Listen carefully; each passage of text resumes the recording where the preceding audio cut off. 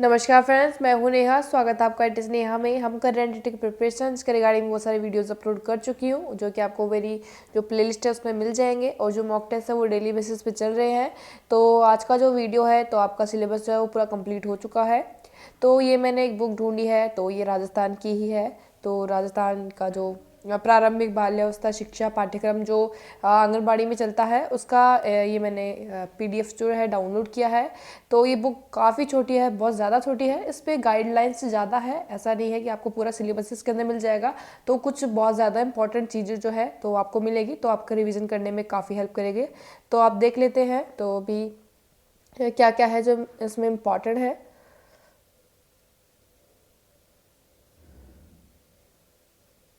तो इस बुक में जो है आपको ये दो चीज़ें मिलेगी, ठीक है, कि विकास के सभी आयाम जो है आप पढ़ सकते हैं। और जो साला पूर्व आयु वर्ग के कौशल क्षमताओं आयु वर्ग के अनुसार विकासात्मक उद्देश्य, तो ये दोनों चीज़ों का आप रिवीजन जो है इस बुक से इजीली कर लेंगे। बहुत ही बढ़िया बुक है। और मतलब कोई भी मतलब कन्फ्यूजन नहीं रहेगा। और ऐसा भी नहीं रहेगा कि क्या कौन सा डाटा जो याद करें। तो इसमें एकदम प्रॉपर जो दिया हुआ है कि अगर आपके पास ऐसा क्वेश्चन जो आएगा तो एग्जैक्ट इसी बुक से आ सकता है, क्योंकि एक उनकी खुद की ही बुक है। तो ये है विकास के क्षेत्र। तो विकास के क्षेत्र में दिए गए हैं 5: भाषा विकास, शारीरिक विकास, संज्ञानात्मक, सृजनात्मक और सामाजिक। तो पहला विकास है भाषा विकास। तो भाषा विकास में क्या क्या दिया गया है, तो इसमें जो आप एक चीज़ देख सकते हैं कि तीन कई बार वे 3 से 4 शब्द सीख लेते बच्चों के बारे में बताए गए हैं। लेकिन आगे जो है 6 वर्ष की आयु में बच्चा शब्द भंडार करीबन, तो इसमें जो एक डिजिट दे रखी है 8,000 से 12,000। तो आप यहाँ से देख सकते हैं कि प्रॉपर कोई डिजिट नहीं पूछी जाएगी कि आपको बस 8,405 ऐसा कुछ पूछा जाएगा। तो आपको अराउंड पूछा जाएगा। तो आप यहाँ से देख सकते हैं कि 6 वर्ष के बच्चे की जो है शब्द करीबन कितने होते हैं। तो हालांकि और बुक्स में कई में अलग अलग भी है, जो भी ऑथेंटिक बुक्स है उनमें भी अलग है। लेकिन ये जो है राजस्थान की बुक है, तो आप इसमें से अगर लर्न करेंगे तो ज़्यादा बेटर रहेगा। तो इसमें 6 वर्ष का राउंड जो बताया गया है वो 8,000 से 12,000 के बीच में बताया गया है। तो आप यहाँ से क्लियर कर सकते हैं। उसके बाद है कि लगभग वे 3 से 6 शब्द एक दिन में व 25 शब्द लगभग एक सप्ताह में सीखते हैं। तो ये इतना ज़्यादा कोई इंपॉर्टेंट नहीं है, नॉर्मल है। तो उसके बाद है शिक्षकों के लिए क्या गाइडलाइंस हो सकती है। शिक्षकों को ये समझना अत्यंत आवश्यक है कि आरंभिक बाल्यावस्था के दौरान बच्चे शब्दों को चित्रों के रूप में देखते हैं, ठीक है। उसके बाद है इसी रूप में पढ़ने का नाटक करते हैं। जिन कहानियों से वे अच्छी तरह से परिचित है, इससे भी वे समझते हैं कि पढ़ने का मतलब लिखी हुई चीज़ों को देखने व उनसे बोलने से होता है। पढ़ना कुछ दक्षताओं के विकसित होने के उपरांत ही संभव हो पाता है, जैसे वर्णों का ध्वनियों से संबंध स्थापित करना, लिखित शब्दों वाक्यों का चित्रों से अंतर कर पाना। बच्चे कई संदर्भों में शब्दों को सीखते हैं। तो ये इस प्रकार की गाइडलाइन है कि बच्चे उस समय क्या क्या सीख सकते हैं और क्या क्या सीखना चाहते हैं। तो ये सब बताया गया है कि सीधा बच्चा जो है कोई बुक देंगे तो पढ़ नहीं देगा, खाली उसके लिए प्रिपेयर हो रहा है कि वह जो डायग्राम्स को देखेगा फिर समझेगा। तो ये सब चीज़ें हैं। उसके बाद है कि जो शिक्षक को किन किन बातों का और ध्यान रखना चाहिए, कि शिक्षक को जो है भाषा के मौखिक पक्षों पर अधिक ध्यान देना चाहिए। ये इंपॉर्टेंट है कि बच्चा जो है ज़्यादा से ज़्यादा कम्युनिकेट करे। यह मौखिक सुनिश्चित करना चाहिए कि साक्षरता पूर्व दक्षताओं पर उपयुक्त कार्य किया जा रहा है। यह ज़रूरी है कि साक्षरता पूर्व दक्षताओं को भी भाषा के वृहत संदर्भ जैसे मौखिक भाषा विकास, शब्द भंडार विकास, वाक्यों को समझने की दक्षताएं इत्यादि से जोड़कर देखा जाए। तो ये था इम्पोर्टेंट जो भी पढ़ना था। ये गाइडलाइंस है, तो ये एक ऑथेंटिक बुक से था, तो आप पढ़ सकते हैं। इसके बाद जो है शारीरिक विकास है, तो फिजिकल डेवलपमेंट। तो इसमें क्या क्या चीज़ें दी गई है, तो फिर शारीरिक में क्या क्या चीज़ें आएंगी। पहला है बच्चों का शारीरिक मांसपेशियों का विकास बहुत सी बातों पर निर्भर करता है, जैसे वंशानुगत और जैविक और पोषण की स्थिति, शारीरिक स्थिति, घूमने फिरने, व्यायाम, इन सभी पे जो है शारीरिक विकास जो है निर्भर करता है। मांसपेशियों के विकास की एक निश्चित प्रक्रिया होती है, ये ऑफकोर्स होती है। बच्चे क्रियात्मक विकास के जिन चरणों से गुजरता है वह लगभग निश्चित होते हैं, परंतु हर बच्चे का इन क्रमबद्ध चरणों से गुजरने की गति भिन्न होती है। हालांकि सबका जो एक जो विकास होना होता है वो एक पद्धति से होता है, लेकिन सब में अलग अलग होती है। ये बात अलग है क्योंकि सभी जो लोग हैं वो विशिष्ट है, अलग है, स्पेशल है, कोई सेम नहीं है, तो ये चीज़ है। उसके बाद है जब बच्चे शारीरिक विकास के एक निश्चित स्तर पर पहुंच जाए तो सभी विशेष सहयोग पर उद्दीपन द्वारा उसके कौशलों को गुणवत्ता में वृद्धि की जा सकती है। उद्दीपन जैसे उसको ऐसा एनवायरनमेंट दे जहाँ पे उसके जो सारे कौशल है वो फुलफिल हो ठीक से। उसके बाद है मांसपेशियों के विकास के लिए प्रारंभिक बाल्यावस्था के समय निम्न कारण महत्वपूर्ण है। तो मांसपेशियों के विकास के लिए क्या क्या महत्वपूर्ण हो सकता है, तो उस प्रकार का भी सिंपली प्रश्न आ सकता है जिसमें ऑप्शन आ जाएंगे जो आपको देख के सही बताने हैं। तो जैसे पहला है बच्चे में शरीर में वयस्कों की अपेक्षा विशेष लचीलापन होता है।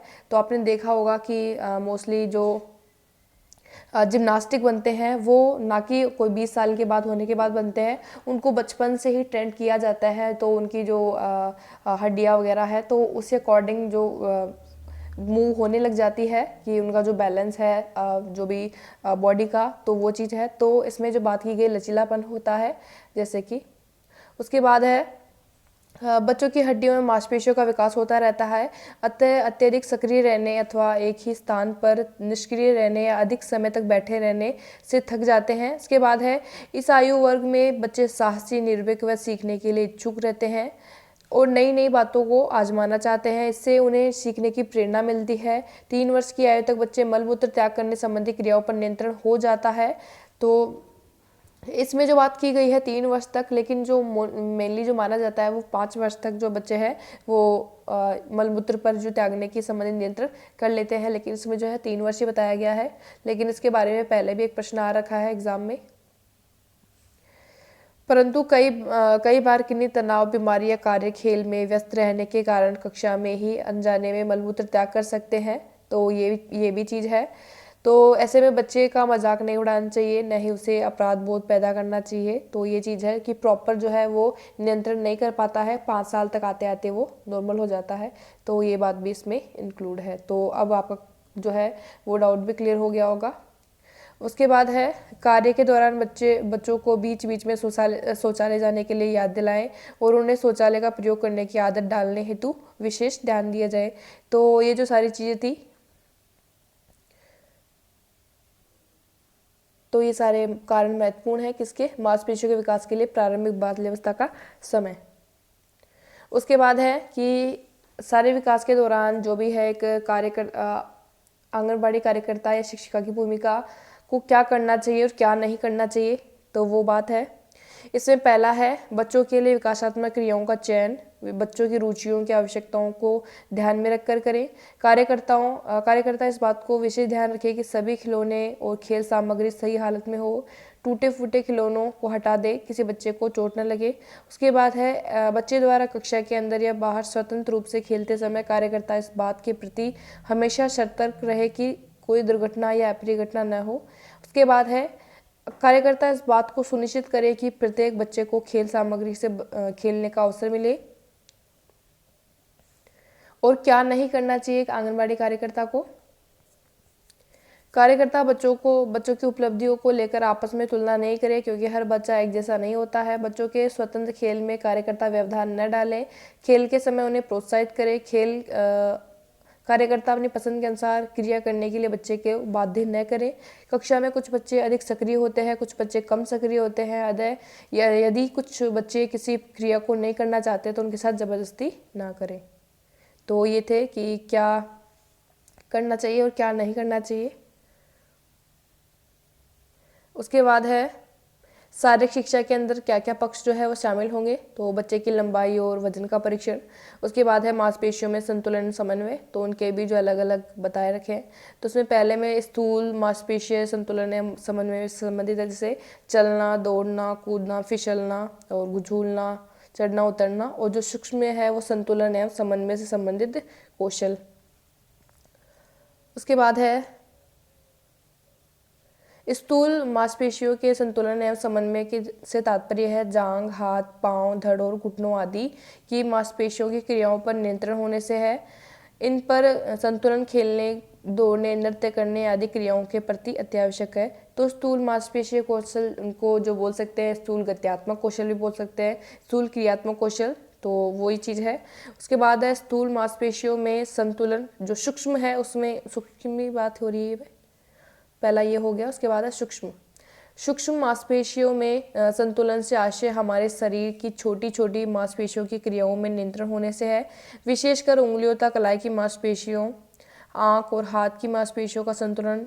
इनके संतुलन होने के बाद में की जाने वाली क्रियाओं जैसे लिखना, सृजनात्मक क्रियाओं आदि को करने के लिए तैयार होते हैं। तो अब कौन कौन सी क्रियाएं होती है स्थूल मांसपेशीय विकास के लिए? पहली क्रियाएं हैं जिन्हें करने के लिए पूरे शरीर पर नियंत्रण की आवश्यकता होती है, जैसे चढ़ना, उतरना, चलना, कूदना आदि। उसके बाद है वे क्रियाएं जिनसे शरीर को ढाल तथा गति का पता चलता है, जिनसे किसी वस्तु की गति जुड़ी रहती है, जैसे गेंद, टायर आदि खेलना, तो खेलकूद की कौशलों में सहायक है। इसके बाद है ऐसी क्रियाएं जो ताल लय के साथ जुड़ी रहती है, और जैसे ढोलक की ताल, ताली, ताल, तो ये सारी चीज़ें जो है इनके 3 क्रियाओं के अंतर्गत आती है, स्थूल मांसपेशी कौशल या स्थूल गत्यात्मक कौशल के अंतर्गत। उसके बाद है संज्ञानात्मक विकास के क्या क्या जो होगा इसमें। पहला है संज्ञानात्मक विकास से तात्पर्य सभी दक्षताओं के विकास से है जिनकी सहायता से हम अपने आसपास के वातावरण को समझते हैं। संज्ञान से तात्पर्य हमारी याद रखने, देखने, सुनने, अंतर कर पाने, चीज़ों के बीच सह संबंध बना पाने इत्यादि को क्षमता से है। सीखने की यह क्षमता मनुष्य को दूसरी सभी प्रजातियों से अलग करती है। अब है कि कार्यकर्ता को क्या क्या ध्यान रखना चाहिए। शिक्षक या कार्यकर्ता को इन बातों का ध्यान रखना आवश्यक है। यह आवश्यक है कि कार्यकर्ता ये समझे कि बच्चों को सीखने की प्राकृतिक सीमाएं क्या है, वे उन्हें जोर लगाते हुए रहने के लिए प्रोत्साहित ना करें। उनके इन चीज़ों, अवधारणाओं को समझने के लिए स्तर से ऊपर की है। इस बात का अर्थ यह है कि बिल्कुल सही है कि शिक्षक बच्चों को अपनी सीमाओं और बढ़ाने व ज्ञान निर्माण में सहायता न करें। यहाँ अर्थ संतुलन बनाने से है, तो ये चीज़ है। उसके बाद है बच्चों में सीखने की प्रक्रिया बड़ों से थोड़ी अलग होती है। तो ये संज्ञानात्मक विकास के दौरान जो भी चीज़ें, टर्म्स हैं, वो सारी दे रखी है इसमें, तो एक बार रीड आउट कर लेते हैं। बच्चों के सीखने की प्रक्रिया बड़ों से थोड़ी अलग होती है। बच्चे आसपास के वातावरण को अपनी इंद्रियों की सहायता से समझते हैं। अमूर्त रूप से ज़्यादा सोच तर्क नहीं कर पाते हैं। बच्चे अपने स्तर के तर्क करते हैं, वे भी अपने तरीके से ही करते हैं। बच्चे एक उम्र के एक भौतिक, मानसिक, सामाजिक घटनाओं में ठीक अंतर नहीं कर पाते हैं। तो ये चीज़ है कि जो उनका लेवल होता है पूर्व प्राथमिक लेवल पर, तो वो ज़्यादा जो तार्किक सोच नहीं रखते हैं। वे ये नहीं समझ पाते हैं कि भौतिक नियम व्यक्तियों के नियमों से अलग होते हैं। जैसे कई बार प्रत्येक चल पाने वाली चीज़ को जीवित मान लेते हैं, उनमें जीववाद आ जाता है। तो ये सारी चीज़ें जो पियाजे का जो संज्ञानात्मक सिद्धांत है उससे भी रिलेटेड सारी चीज़ें बताई गई है इसमें है। इन चीज़ों को निर्देश का पालन करेगी, तो यह पियाजे के सिद्धांतों पर आधारित है। पियाजे ने यह भी कहा है कि बच्चे चीज़ों को वर्गीकृत करना, क्रम में लगाना इत्यादि 3 वर्ष की आयु से पूर्व नहीं कर पाते हैं। चीज़ों को किसी आधार पर वर्गीकृत करना या बढ़ते बढ़ते घटते क्रम में जमाने के कौशल 5 वर्ष की आयु के अंत तक ही विकसित होते हैं। यहाँ यह भी चर्चा की गई है कि बच्चों को सोचने की अपनी प्रक्रिया होती है। वे यह मानते हैं कि घटनाएं व संबंध एक दिशा में ही घटित होते हैं और उन्हें यह समझने अथवा कल्पना करने में कठिनाई होती है कि चीज़ें एक समय बाद अपने मूल रूप में वापस आ सकती हैं। साथ ही यह मानने में भी संबंध दोनों ओर आगे बढ़ते हैं। उनका बाहरी दुनिया को खेल से दृष्टिकोण सीमित नहीं होता है। तो उसमें केंद्रवाद, सेंट्रिज्म, ये सारी चीज़ें जो अपन ने पियाजे के सिद्धांत में पढ़ रखा है उसका एक बहुत ही ब्रीफ में दे रखा है, तो उतना समझ में नहीं आएगा। लेकिन जो संज्ञानात्मकता की जो मेन चीज़ है वो यहाँ दे दी है।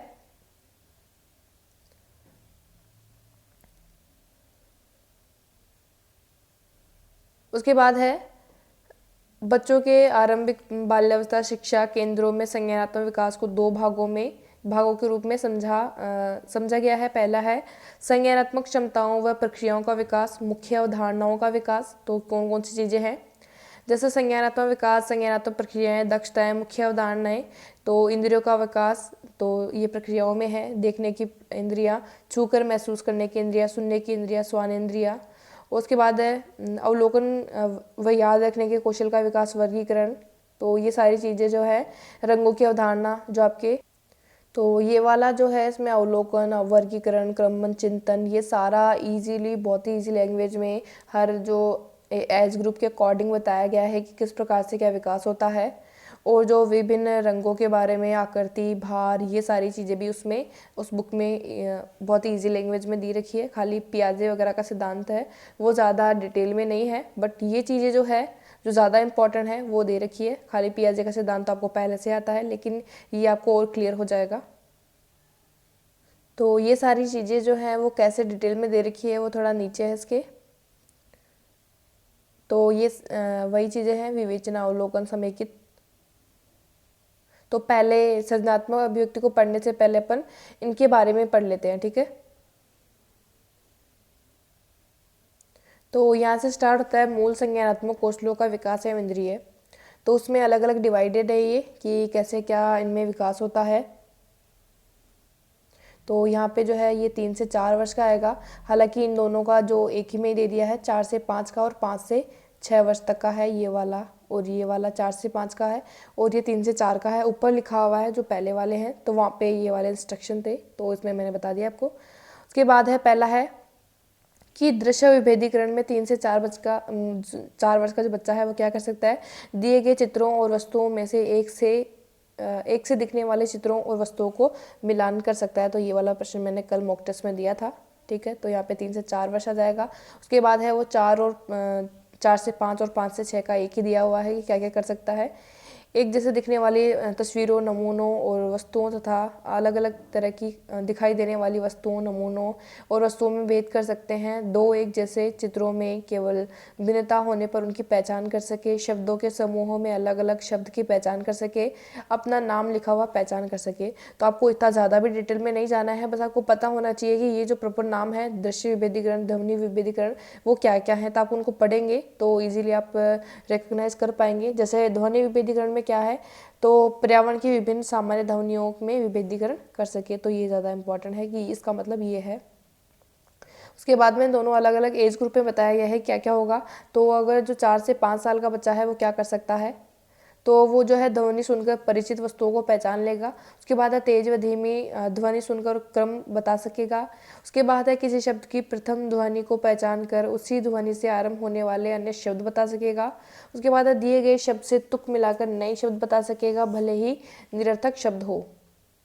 उसके बाद है कि जो 5 से 6 वर्ष का क्या कर पाएगा, जानवरों, पक्षियों की बोली सुनकर तथा वस्तुओं की ध्वनि से उनको पहचान कर पाएगा। तो ये प्रश्न भी मैंने दिया था। उसके बाद है लोगों की बोली सुनकर उनकी पहचान कर लेगा, किसी शब्द की अंतिम और प्रथम दोनों ध्वनियों को पहचान सकेगा। तो ये काम है। उसके बाद है स्पर्श अनुभव करके इंद्रिय विकास। तो खुरदरा और चिकना, कड़ा और मुलायम, इनमें भेद कर सकता है इस चीज़ में। तो ये 3 से 4 का है। ये आगे का है 4 से 5, 5 से 6। उसके बाद है स्वाद इंद्रिय क्या है, तो इसमें बच्चे को जो है स्वाद का पता चलता है। सूंघने की इंद्रियों में सुगंध और दुर्गंध की पहचान कर लेगा। और जो है अवलोकन और स्मरण में क्या क्या होता है, तो एक समय में दी गई 3 से 4 वस्तुओं का निरीक्षण कर सके। तो पहली बात तो ये जाने कि जैसे अपन ने ऊपर पढ़ा था कि पियाजे ने कहा था कि मोस्टली जो संज्ञानात्मकता की जो प्रक्रियाएं स्टार्ट होती है वो 2 वर्ष के बाद, मतलब 3 से स्टार्ट होती हैं। तो आपको अगर ऑप्शन में आए तो आपको 3 तो एक कंसिडर करना ही है। एक और 2 ऑप्शन है तो उनको तो हटा ही देना है अगर इस टाइप के अवधारणाएँ वगैरह आती है, वो चीज़ है। उसके बाद है जैसे अवलोकन एवं स्मरण शक्ति। तो एक समय में दिखाई गई 3 से 4 वस्तुओं को निरीक्षण कर सके या फिर तुरंत पुनः स्मरण कर सके। उसके बाद किसी परिचित वस्तु के चित्र से गायब हिस्से की पहचान कर सके। तो ये है अवलोकन और स्मरण शक्ति के अंतर्गत।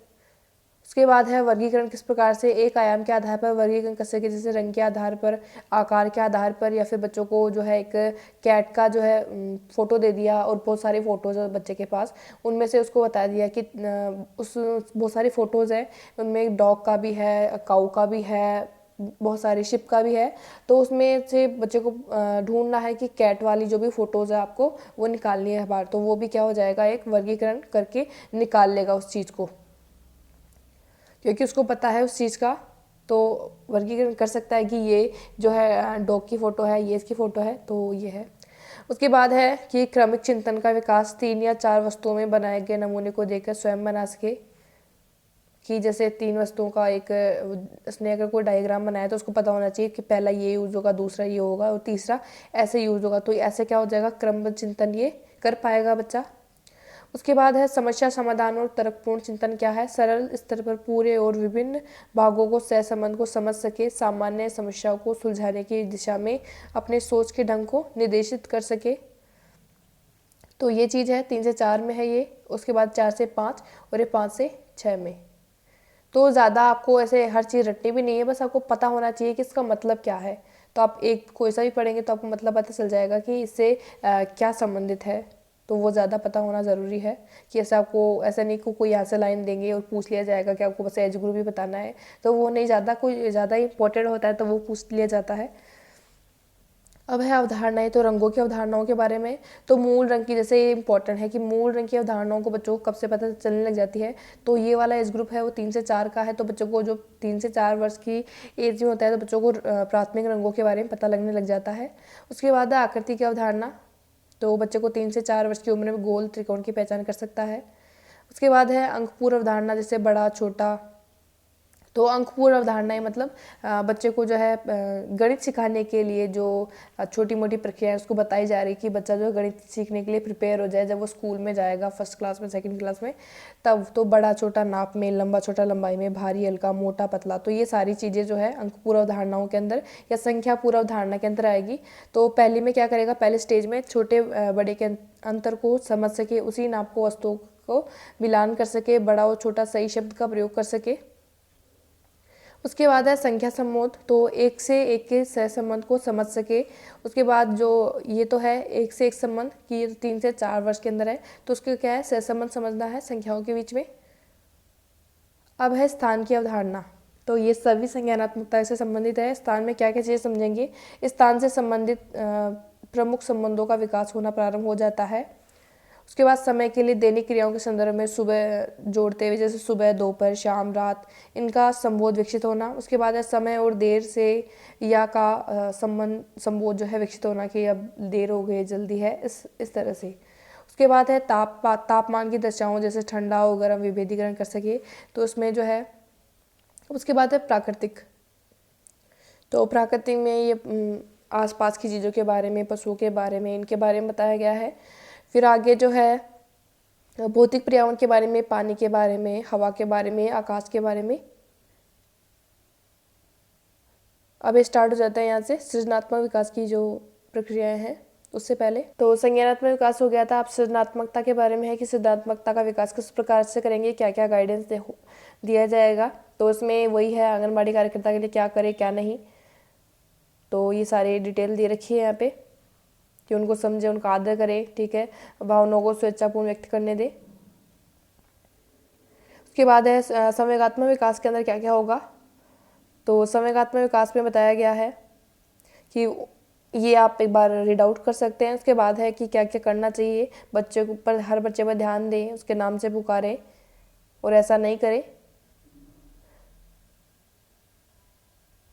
फिर उसके बाद जो है, जैसे कि अपने भी संज्ञानात्मक विकास के बारे में ये वाली चीज़ पढ़ी थी कि क्या क्या। अब तो अब ये स्टार्ट होता है भाषा विकास से। तो भाषा विकास में पहले जो है ध्वनि विभेदीकरण में बच्चा क्या करेगा, उसके बाद इस एज में क्या करेगा। तो आपको पहले जो चीज़ है, ऐसे हर चीज़ को रटना नहीं है कि ये भी मुझे याद होना चाहिए, ये भी नहीं। तो आपको पहले चीज़ तो यह है कि ध्वनि विभेदीकरण का मतलब ही क्या है, वो चीज़ पता होनी चाहिए, तब आप आराम से जो है इजीली आंसर कर पाएंगे। तो पहले भाषा विकास से स्टार्ट होता है, तो ये सारी चीज़ें भाषा विकास के बारे में बताई गई है। तो मैंने एक डिटेल में आपको संज्ञानात्मक विकास के बारे में बता दिया है। आपको जो ये बुक का जो लिंक है वो डिस्क्रिप्शन बॉक्स में मिल जाएगा, तो आप डाउनलोड करके वहाँ से फिर इसके बारे में पढ़ सकते हैं कि ज़्यादा बड़ी बुक नहीं है। अब जो है संज्ञानात्मक विकास आ गया, उससे पहले जो है ये यहाँ पे शारीरिक विकास आ गया है, ठीक है। अब शारीरिक विकास में क्या क्या चीज़ें हैं, स्थूल के अंदर चलना, संतुलन बनाना, ये सारी चीज़ें दे रखी है, एज के अकॉर्डिंग है।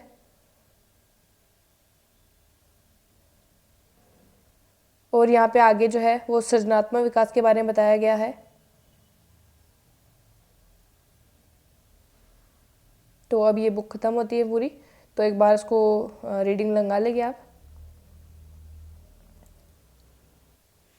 तो ये है वो बुक, तो आप इसको एक बार रीड आउट कर ले ताकि आपको जो गाइडेंस मिल जाए कि क्या क्या जो काम हो सकते हैं एक आंगनबाड़ी कार्यकर्ता के तौर पर आपके, और कैसे किस प्रकार से अच्छी तरीके से जो सारे विकास है, सारे विकास के आयाम हैं, उनका प्रॉपर तरीके से उन पर वर्क किया जा सकता है। तो ये सारी चीज़ों की गाइडेंस आपको इस बुक में मिल जाएगी। तो कैसा लगा ये वीडियो ज़रूर बताएं एंड लाइक करें अगर आपको ये वीडियो पसंद आती है। तो अगर पहली बार इस चैनल पे आए हैं तो सब्सक्राइब करें एंड बेल आइकन प्रेस करें ताकि आपको रोज़ आने वाली वीडियोस की नोटिफिकेशन है वो टाइम पर मिल जाए। एंड लाइक करें एंड शेयर करें and thank you for watching my videos.